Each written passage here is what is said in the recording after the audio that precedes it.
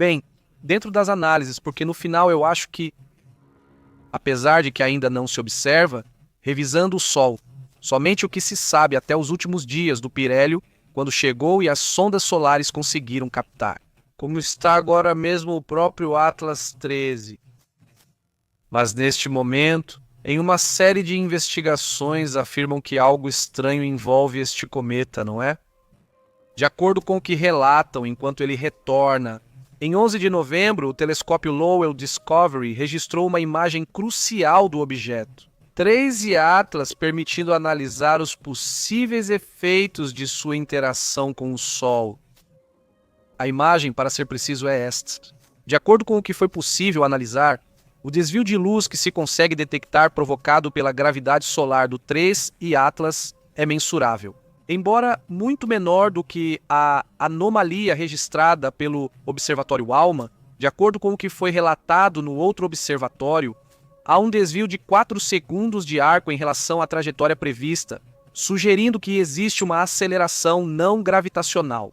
Uma característica que, como vocês sabem, é rara entre esse tipo de objetos, embora o MOA também tenha apresentado uma aceleração, que, aliás, até o momento, ainda existem dúvidas sobre o que aconteceu com o Atlas. Porque foi uma aceleração na qual não se pôde comprovar que o objeto tivesse gás. Ou seja, a trilha de gás precisaria ter sido vista para ocorrer a aceleração do MOA. Ainda estão estudando e surgem teorias sobre por que aconteceu o que ocorreu com aquele objeto. Dessa vez, o que chama a atenção já foi confirmado pela Espanha. A sonda Observatório Solar, o estéreo, que é outro olho estéreo, e a GOES-19 que eles mostraram. Deixem-me colocar a imagem, ou melhor, as imagens. Aqui estamos vendo nesta parte, a da GOES, a que estamos vendo deste lado, é a do Solar and Heliospheric Observatory, a do estéreo e outra do estéreo. Essas imagens revelaram que algo estranho está rodeando o objeto do dia 13 Atlas. Ou seja, essa camada de brilho que ele tem não corresponderia ao esperado, digamos, ao objeto.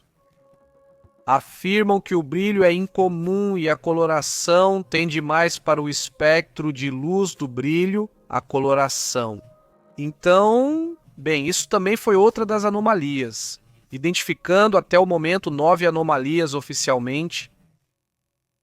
Entre elas, obviamente, o que vocês já sabem, a trajetória retrógrada, quase alinhada em um plano eclíptico, né? Ou seja, para poder observar certos planetas. Parece até planejado.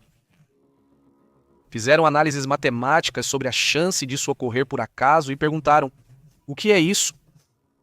Bem, algo matematicamente quase impossível. É a chance de isso acontecer. Apenas 0,2% de probabilidade. O fato de ela também ter os anticorpos. Bom, vocês já sabem toda a composição química tão estranha que o níquel tem, praticamente puro. A quantidade de água é de apenas 4%, bem abaixo do normal, que costuma ser bem maior. Na verdade, a princípio disseram que tinha muita água, depois tiveram que dizer que não. Alguns, como Brian Cosno, chegaram a dizer depois que há muita água. Mas acabou que não. Vem da mesma região do famoso sinal WBODA, detectado em 1977. Tudo isso gerou então uma certa mística, por assim dizer, em torno disso, não é? Se não vemos a nuvem esperada de massa saindo do objeto, não dá. Entender a aceleração afirma: se as acelerações não gravitacionais fossem naturais, o objeto já teria perdido 15% de sua massa desde que o vimos há pouco. Mas isso não aconteceu. Isso teria gerado mais de 5 bilhões de toneladas de destroços, algo que deveria ser visível. Sim, agora. Isso ainda poderia ser visto, talvez para meados de novembro e dezembro. Se de repente aparecer uma grande nuvem ao redor do objeto, ele diz: aí está a justificativa do porquê ele se moveu. Ainda é possível que essas sondas não tenham conseguido ver o momento, digamos, dessa nuvem, por causa da posição em que estavam.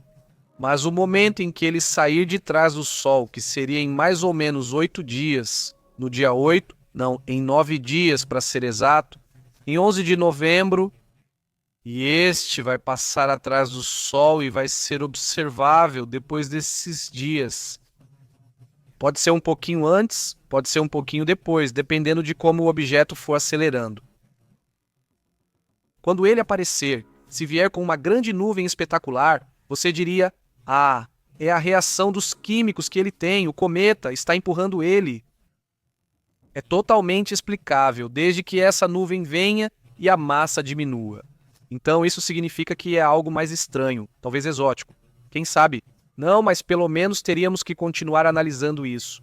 Vamos mudar de assunto e falar sobre temas geopolíticos e internacionais. Hoje, bem, saiu um relatório muito impactante. É um relatório divulgado por Liene, que é uma publicação que faz pesquisas especificamente sobre o que pode acontecer na Coreia do Norte e que tenta informar sobre situações que quase não vão ser ouvidas.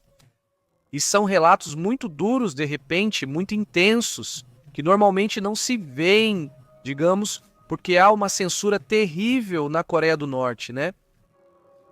É publicada uma série de imagens, uma delas da The League, Coreia do Norte, onde mostram a situação de crise que está sendo vivida na Coreia do Norte. A Coreia do Norte enfrenta uma crise alimentar tão aguda que agora cidadãos da Coreia do Norte estão indo para certas localidades, certas cidades, para vender seu sangue e poder se alimentar. Em cidades como Hamburgo, esta é a cidade do presunto. Se você for a Pyongyang, provavelmente vai ver as coisas um pouco melhores, talvez até muito bem, porque eles vão te mostrar a imagem que querem apresentar. Mas se você for para outros lugares, a situação é assustadora, é muito grave, né? Está faltando alimento.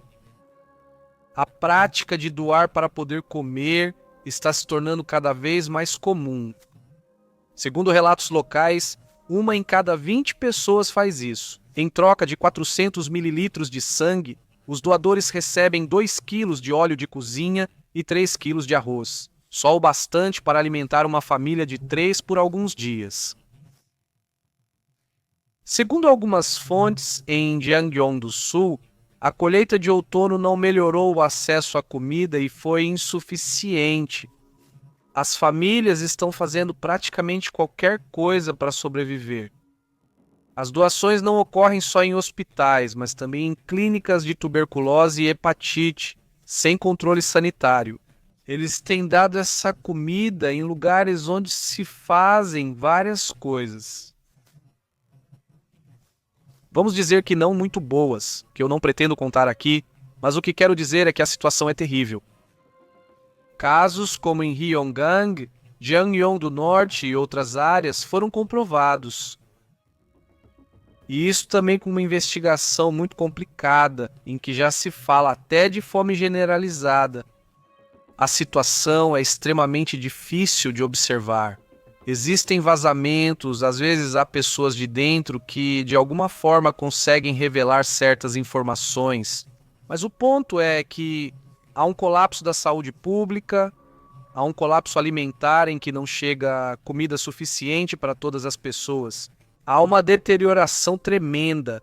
A situação já está afetando até crianças e idosos, ele diz. Organizações humanitárias alertaram que, neste momento, está ocorrendo uma deterioração nutricional em setores vulneráveis, especialmente entre crianças e idosos. Apesar das restrições do governo, as assistências externas seguem limitadas. Então, bem, vocês já podem imaginar para onde tudo isso está indo, não é? E, bem, evidentemente isso vai sendo ocultado. Não, se não se observa, não se permite observar simplesmente porque não há meios que possam entrar nesse país. Deixo aqui outros relatórios interessantes caso queiram ver. Obrigado, vamos a outros assuntos importantes.